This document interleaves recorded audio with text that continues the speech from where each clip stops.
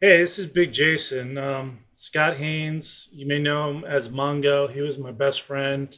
He lived in Austin, where I live. And tragically, he had a massive stroke this past Christmas morning. And a few weeks later, he went to be with Gary in the sky. And his family's asked me to continue his legacy. So I'm doing the best I can with the help of some of the top copywriters in the world. And today, I just wanted to talk to one of his longtime clients, Jack Carter. How you doing, Jack? I'm doing good. How are you doing? Good. So, how did you first? Let's talk about how you first met Scott and why were you How I seeking first, him out? uh, I was first of all a big Halbert fan. Knew Gary personally. He was very busy all the time, booked solid when I was just getting into it, and he actually recommended that I go with Scott. And he wrote a story in one of his newsletters about this guy from Oklahoma that basically drove out to see him and wanted to be his apprentice, and it turned out it was Scott Haines. So I saw a little bit of his copy, and then I think it was in 2000. Uh, Gary had a seminar in Arizona, and Scott was there. And after the first day, I sat down with Scott for about an hour and basically was trying to sell him on writing a letter for me, and I'd pay him Hmm. whatever he wanted. And that's kind of how I met him, and we just took off from there. Awesome. So, how long did he write copy for you, off and on?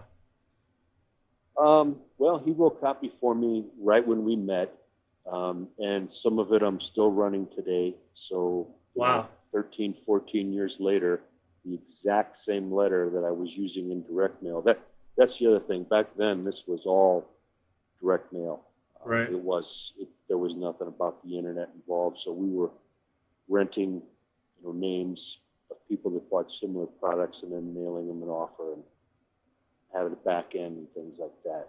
So yeah, it was on and off from 2002 maybe, 2001, something like that, till you know, I don't know when the last letter was, but like I say, I'm still running them, so they're that good. Awesome. So, you want to mention a few of the highlights of some of the promos you did?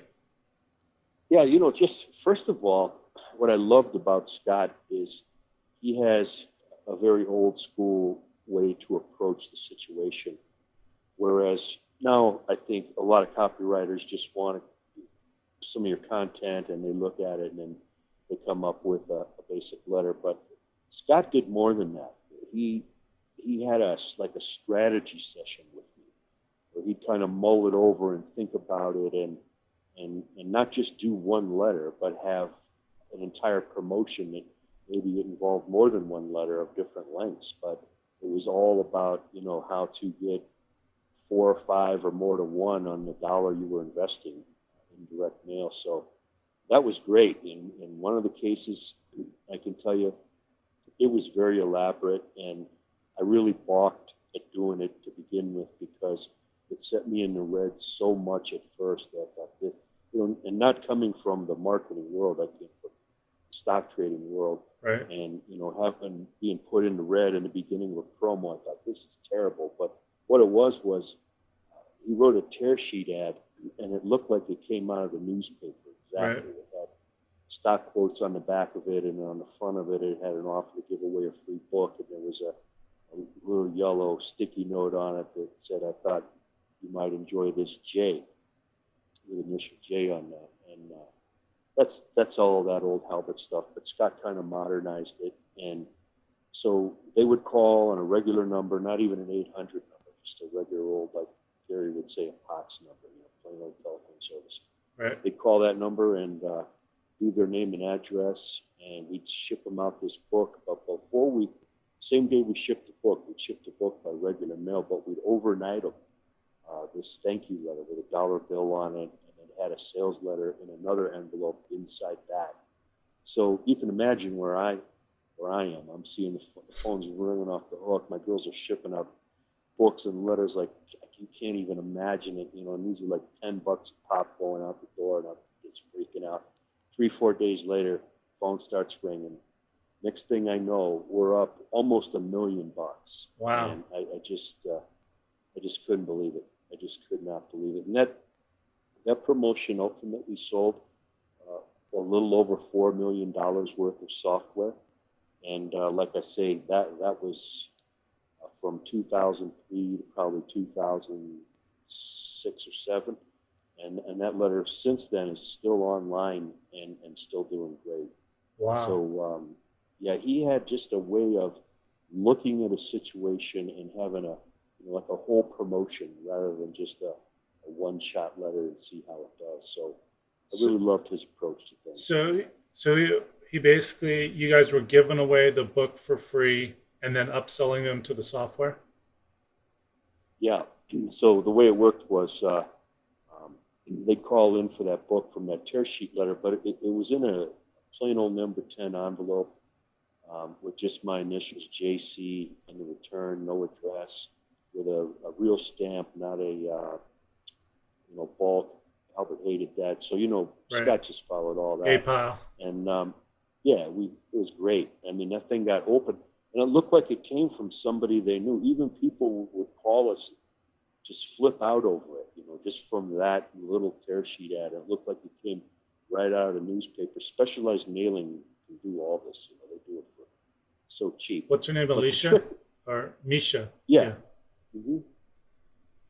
Yeah. The trick to the whole thing was that Halbert would always say they're in the most buying mood, right after they make the request for the thing. So it was ironic that the book would come 5 or 6 days later, but the next day they got that FedEx. And Albert would say, like, FedEx is like in the old days when the phone would ring and it'd be like, it's long distance, It just, the FedEx thing Right. really gets their attention, like, for some reason.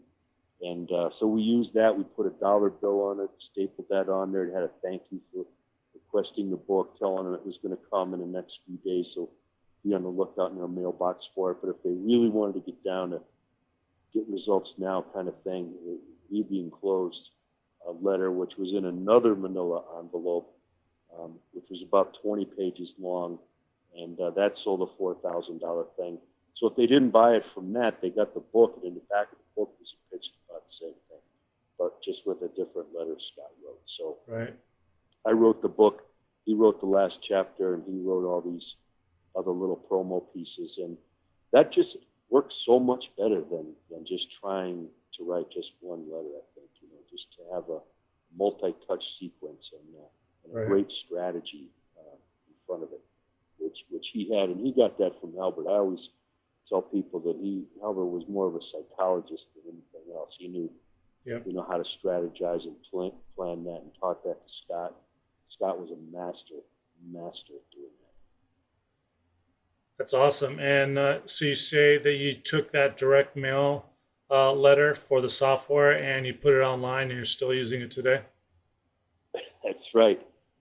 I didn't think it would work because, those are totally different mediums, and Right. in this day of video and so forth, who's going to read a 20-page long-form sales letter on the internet? But if it's good, you'd be surprised. Like Gary used to say, it can't be too long; it can only be too boring. Yep. So this is a long letter, but it's on there, and people read it, and it's just amazing how some of these things that he wrote are just timeless. I've had people try to beat some of these headlines on different letters. They can't do it. He was just super talented. Well, are you saying from this letter or multiple letters they've tried to beat? Multiple letters they've tried to beat. Oh, wow. He wrote a letter for me when I wanted to get a continuity program going, which was all the rage in like 2006. I think he wrote this letter for me, and that thing was such a smashing success right out the gate at $297 a month, which is insane to think that people would have paid that back then for a monthly website. Right. Just wrote a killer letter for that, and I'm still using that one as well to sell that web membership site. Nice. So he's tough to beat. Yep. And that's what I do.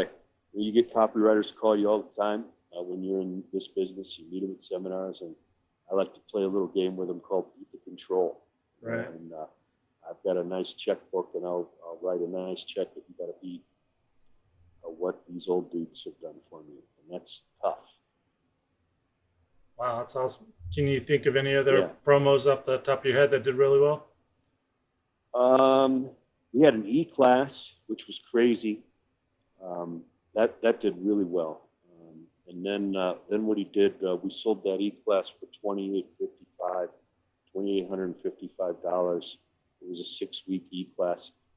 Then he wrote another letter where he gave that away as a bribe. He even called it a bribe in the newsletter. Which when my wife read that, she flipped out, like talking like this. But he used a lot of great language, and she called it shameless bribe. So we gave that course away if they take a membership in this thing for $297 a month. I mean, it's just one thing after another. He wrote the software thing letter for me with the tear sheet and the book promo.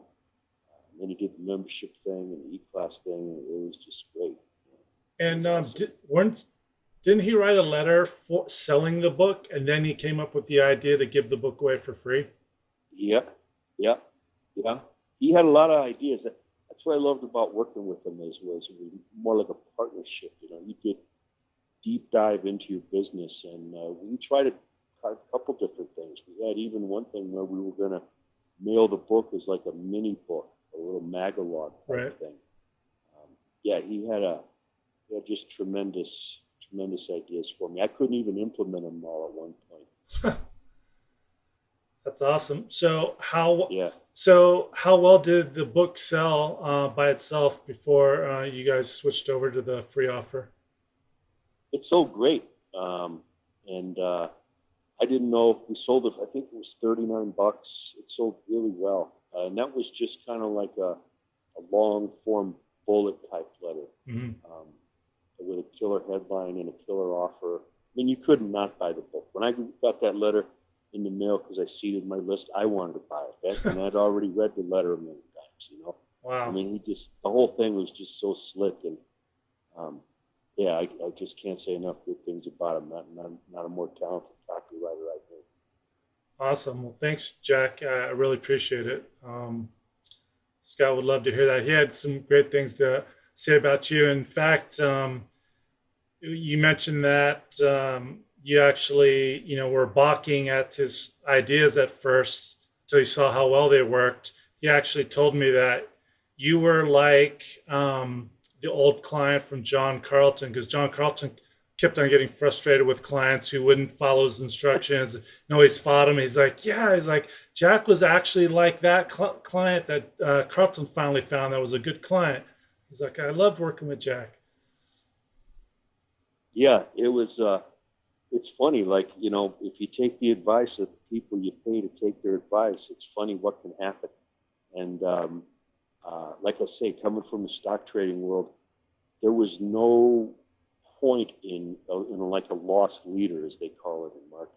That just went against everything I thought about. But I wrote the check, closed my eyes, went along for the ride, and did what he said, and it was just right on the money. Awesome. All right. Thanks again, man. I appreciate it.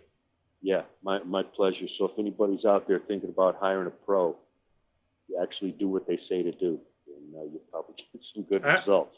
Actually, so what would you say to someone that has never seen Scott's original course and, I'm going to be releasing Shortcut Copywriting Secrets version 2. What would you say to them if they're thinking about it? I would say buy it without hesitation for 2 reasons.